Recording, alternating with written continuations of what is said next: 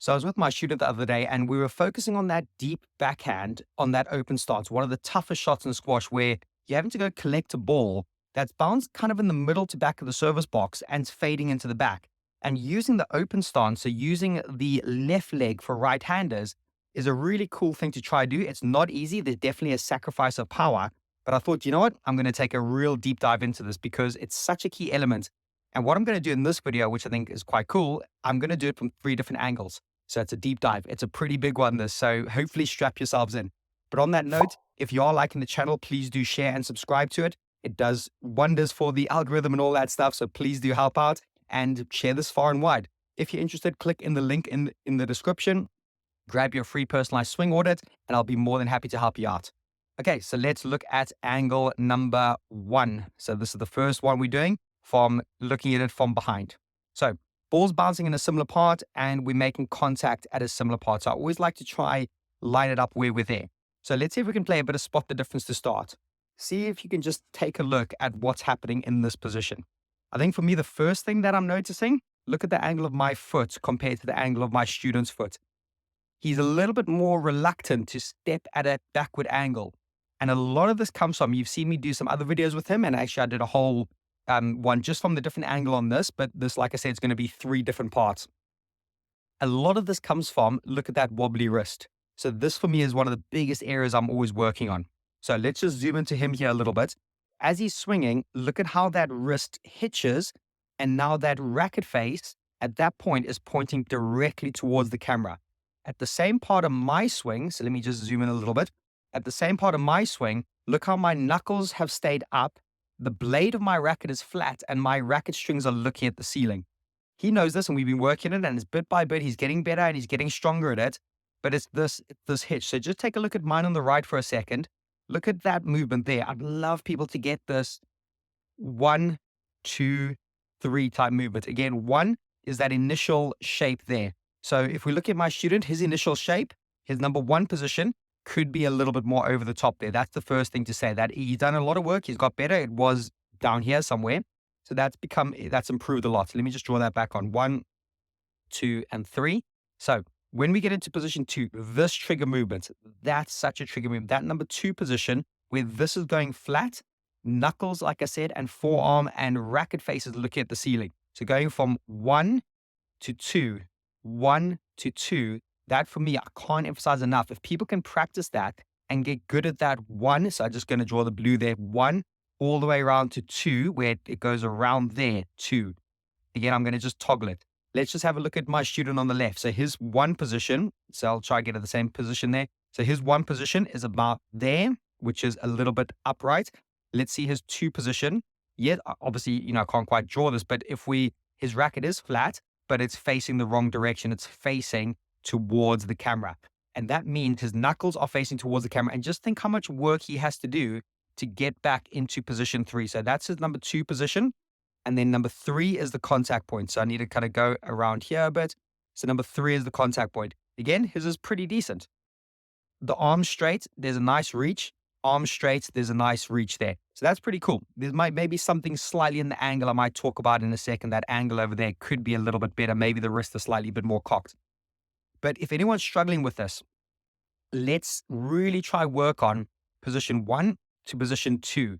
Just that trigger movement. You can go from something as simple as visualizing it, running it through in your mind. Obviously, watching this video, it all helps seeing it, and then practice it at home. Just practice it even without a racket. Then you progress to a bit of ghosting. Do it without a ball. Then you do it with a ball really, really slow. So again, going back to my very first point, that foot, quite interesting that foot, mine, I'm willing to go there because my knuckles are more open. I can wrap around the ball. I can wrap around the ball a little bit more from that position there.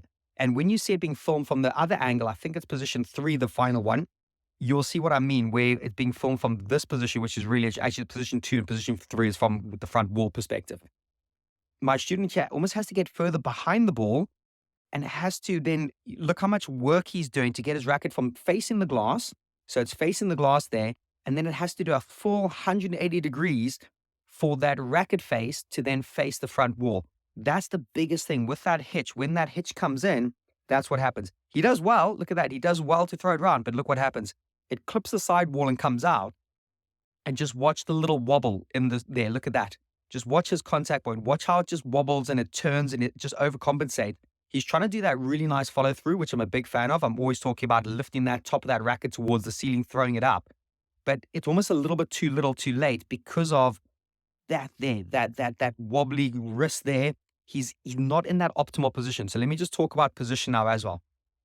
Look at what you're seeing here. Look at the angle of my back. I'm leaning in. I'm engaging those legs really, really well. I definitely think he could get lower and he could try get his back at more of an angle. So even though I said he was not too close to it because his arm's straight, he's done well to straighten his arm, but he's had to have the trade-off of staying like this, like he's almost leaning back and there's that slight, kind of hunching in the back there, which we definitely don't want. That hunching is almost like you're trying to create a bit of fake space because when he's put his foot down too close. And again, I think we're in very similar positions as in where the ball's bounced. Look at where my toe, there you go again. Look where my toe, it's about there, and his toe, it feels like the distance is there. Oh, I'm just doing it towards the the side of the service box. My foot is a lot closer to the tee and a lot further out, whereas he gets a bit close. And that then means he's got that little hunching and he's having to compensate. He's not able to engage his legs, engage his hips, and then lean in. And that also compromises the shot and actually compromises the recovery. So last little few things on this first position before I go into the second one. As you can see there, as I'm hitting, just looking there, I try to keep my head and my chest down in the shot while releasing the swing, but I'm leaving something in there. My student, he's very keen to look at the front wall. He turns his whole head a little bit too early. You just notice what's happening there. He's turning his head, whereas mine, you can see, I'm turning a bit, but I'm looking out the corner of my eye to it. I want to keep things in. This keeps the ball nice and straight. And you'll see when I hit the ball, that ball goes really straight. Let's just look at the end outcome. Nice. Look, so that ball for me is landing in that optimal position. Let's see where my students is landing. Yeah, so look, a little bit looser, a little bit wider. And a lot of it, okay, I know he clipped the sidewall, so that had a detrimental effect on it coming out. But a lot of this is about trying to stay over the shot, trusting that you know where the front wall is. That for me is such a good side-by-side to see the difference there about the reach, the extension, keeping myself in. And you'll just see my student, he's got a lot better at this, but just starts to turn out a bit too much, just starts to roll open, and that just compromises it. But again, I think the main contributing factor is that wobbly wrist, makes a bit of a strange contact, doesn't quite clean it up, and then it's all a little bit compromised. Let's just see if there's a little bit of movement. So we do both well about, kind of engaging the knee and foot and then pushing off that way. I'm always a big fan of swinging the leg behind. I think my student does it well. Yep, he swings his leg just in line, maybe just behind. That's how you want to exit that position on the court there. Making sure that you're throwing the ball up, middle. I talk about zone 3 and zone 4. Zone 1 and 2 are below the line. You want to be definitely in that zone 3, if not zone 4. My ball was a little bit lower. When you're at that back of the service box and you're sacrificing power, you definitely want to throw it up a little bit more. Okay, so we're going to look at position 2 now, and we're going to dive into that. So position 2, we're looking at the same shot. We obviously filmed it different and we had to feed it slightly different, but from that, almost like that chest on angle. And what I've done here is I've stopped it where the ball has bounced. So it's pretty much in the same position. So let's take a look at this as a starting point. So here we go. So it's really like nice side by side that I think. Big thing I like to try to do is get that shoulder underneath the chin, and that left shoulder should lift up a little bit more. You notice my position 1 with that racket slightly hooded over, and my shooter's position 1 is a little bit upright again, isn't it? It's facing the ceiling. It's a little bit upright, not quite in that optimal position. I like that he's trying to pull his shoulder underneath, but you can just see he's not quite as coiled. It all looks a little bit close and cramped, doesn't it? So for me, maybe there's a bit of an angle here that he's not quite getting. His angle's a little bit severe, whereas I'd like to see him twist and turn in there a little bit more to get that right. That's a good starting position from, this backhand 3/4 length, open stance, really tricky, awkward stuff here. So let's have a look at the moving parts there. So look at that. Look how early he's gone into his position 2. So actually, let me just be fair and because his was a bit earlier. So let me make it at the contact point. So there's the contact point. There's about the same contact point. Has he gone early? Not quite. No, it's actually all right. That's not too bad. But let's look at his wrist there. You can just see, again, I'm repeating same points, but for the sake of learning, I think this is really valuable. Like, look there. His whole racket face is looking at the glass now, whereas we look at my one here, go back a few frames, that racket face never looks at the glass. It's just like a blade coming through. It's like samurai sword slicing through the air with those knuckles up, flat and horizontal. For me, that's a really solid position number 2 there. From position 1, dropping it down and around me into position 2, I think that's really done well there. Just look at also the body shape. It's quite interesting what's happening with the body shape. Again, going to point out the angle of my foot compared to the angle of his foot. I'm more willing to keep myself in that position. And a lot of it's because of this. A lot of it's because of that optimal position, not there where you're turning. So Toby, what he does, he has to get himself super, super, super behind the ball. Everything has to go there. And then he has to release that a bit early to make way and compensate for that close position to make sure it makes contact. So as it makes contact, like he does well to, turn it all the way around, but it's so much less efficient. Whereas we're just seeing here, I'm going to toggle this back and forward. There's that blade. It's cutting. It's almost like slicing. It'll naturally, look at that. It naturally flattens out. It's roughly 45 degrees when I'm hitting it, but it goes from there really horizontal right into the last point. And then my forearm and the natural pronation of my swing takes over. Whereas, yeah, look at my students there. There's a bit of a pronation, but too much is coming from that wrist position. There's so much force coming from there that it causes inconsistencies. It doesn't cause that ball to be able to go up and down that side wall more and more consistent. Again, even with this position, I'm coiling, I'm turning, I'm loading myself up. As I hit, I talk a lot about this, shoulders, chest, and core nice and strong. Everything looking nice and down, staying within the shot, really staying in. My student does it okay, but it just doesn't look as solid. Yes, I know he's younger and he's developing and his strength will get there, but it's just that solidness that we're trying to look for to make sure that is there. Let's just see what happens on the follow through. So I'll just zoom out for a sec. So follow through, good. He's done a lot. We've done a lot of work on the follow through, trying to get that top of the racket throwing up. He does really well there. The thing I pointed out in video 1, I'm glancing out the corner of my eye to it. He's opened up his full chest and head. Everything's looking at the front wall now. And you can even see there, his hips are starting to open up. Not quite ideal for, pulling that ball out. We both move off the ball relatively well, pushing off, side on. See how I just leave my follow through a little bit higher? He probably stops because he knows he's got another one coming up. But you can just see the similarities in between these two areas. But like I said, the point of this is to take a deep dive so you can have a little think and look at, okay, what am I doing at that back of the service box? Am I getting into more of those positions, or am I getting into more of those positions? Whether it's that one, which is an okay starting point, but as you can see, I'm pointing out some of those key things. One little thing while I'm here, I just want to point out the diamond shape. So there's the bottom V of the diamond, that forearm and the bicep. Then the racket is the other bit, and then it's almost a bit imaginary, but the head makes up that final bit of the diamond shape. Students got it, definitely got part of it. So I quite like that, but I would like to see this angle. I'll just use this tool because sometimes it's quite cool. I'd like to see that angle. Actually, I'm going to do it from slightly the other way. It's probably better. From there, if that's the horizontal, that's my racket. If that's the horizontal and that's his racket, look at my angle there is a lot tighter, isn't it? I'm closing it up 69 degrees to 80 degrees. Again, don't get too bogged down about the numbers there, but just for the sake of turning and just that top of that racket's just tipping over a little bit, that for me is the ideal position 1. I'm loaded, I'm ready, it's not too big of a swing. I've taken my arm across my body. Toby, he's done a lot of good stuff here. I just think that position 1 could be a bit more optimal, that angle and just tilting over. And I actually think the more he practices, the more he goes from position 1, if you just look at mine on the right, position 1 to position 2, position 1 to position 2. It's that trigger movement that it's going to take a bit of time to get used to and practice. But I just wanted to pause there for a sec.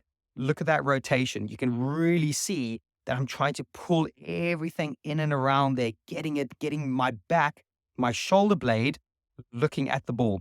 Again, if you just remember that snapshot over there, I think that's quite a good place to be when you're moving into that back part of the court.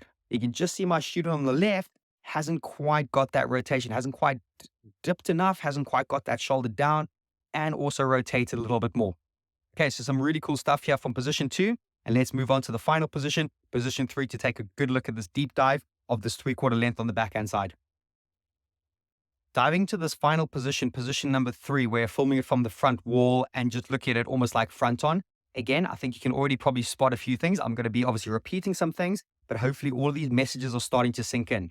I think first thing I want to talk about is angle of my back compared to the angle of my student's back. He's very straight and there's that little bit of, almost like a little bit of a hunching going on there, and he's not quite able to lean in. Again, not going to be the most exact science here, but if that's the horizontal and that's the angle of my back, again, if I draw that as the horizontal and that is the angle of my student's back, you can just see the difference there, can't you? You can just see I'm able to get down more and reach. What's really good, again, we've actually done a lot of work on this, the straight arm. He's done really well with the straight arm. Also mentioned this in video number 1. I'm just going to maybe make a little bit of a point here now, that when I make contact, my racket and my wrist is just above the horizontal. I've got a feeling that my students, it's almost hard to draw, but it's just a tiny amount there. I would like to see his wrist being a little bit more cocked, but you probably know where this comes from. If I go back, a lot of it comes from the turn of his wrist in that position. You can't see it here, but obviously in the other couple of videos, you could see it really well. At that point, he's turned his whole racket head to the glass. So for him to get his wrist engaged and his wrist under the ball with the racket head slightly above it is nearly impossible. Nearly impossible to do that. But just looking at mine on the right, as I'm coming through with that really flat blade, that samurai sword I call it, really flat and horizontal with the strings looking up, I'm able to get that position. I'm able to actually just turn it up at the last second. And what that does, it obviously throws the ball upwards a little bit more. It gives me that little bit more elevation. My racket face is open. Whereas my students there, it's dead flat. It's really, really flat. There's no way he's going to throw it up too well. He does well there because he turns it and he does, again, I really enjoy how he follows through and he, again, done some really good work and the quality of that follow through, throwing that racket head up, that makes a big, big difference. Something I'm going to point out, and I'm glad that we're filming from this angle, just take a look at that. Look at how I'm still in the shot a little bit more. My chest and my back feel like they are there. Whereas my student, he's opening up, isn't he? He's really starting to open up and he's looking at that front wall. So that same position there, you just look at my head there compared to, whoops, no, you do that again, compared to his head over there. He's looking up at that front wall. Again, it's probably easier to do that one. You can just see there, I'm willing to stay in a bit more, willing to glance at the ball, hit the front wall. I trust where the front wall is. I don't need to see it. And that keeps that ball a lot straighter. So let's just see the results of our shots. Yep, look, I take that nice and high in there. Let's see where my student's ball landed. Just a bit short and just a bit out as well. So I didn't quite find that optimal length. One other thing I'm going to point out, which again, I've said it a few times, but it's always worth having a look at from these angles. Look at the angle of my foot. It's facing slightly backwards. His angle of his foot is definitely too side on. We got to get him to trust that he can turn and face that back corner a little bit more.